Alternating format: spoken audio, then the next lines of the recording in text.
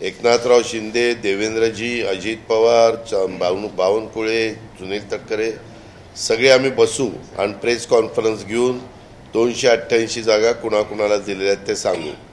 कारण आम्ही आत्ताच सांगितलं की तुम्हाला जे अंदाज वर्तवल्याचे असतात, ह्याला इतक्या मिळणार, त्याला तितक्या मिळणार, आमची करमणूक होती.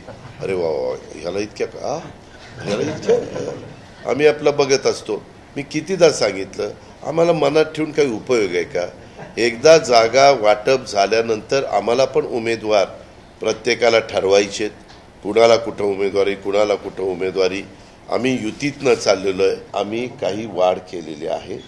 त्याचं कारण ज्यावेळेस तुम्हाला डेव्हलपमेंट दिसते, आज हजारो कोटी आम्ही ज्या योजना आणल्यात ते पाऊण लाख कोटीच्या आणलेल्या आहेत. त्याच्यामुळं जो इन्कम टॅक्स भरतो त्याने भरलाच पाहिजे, जो GST भरतो त्याने भरलाच पाहिजे, जे काही एक्साईज भरतो त्याने भरलाच पाहिजे, जो नोंदणी करतो त्यांनी नोंदणी करून घेतलीच पाहिजे. कारण त्याच्यातनं आपल्याला उत्पन्न मिळतं आणि त्याच कराच्या पैशातून आपण ही डेव्हलपमेंट करत असतो.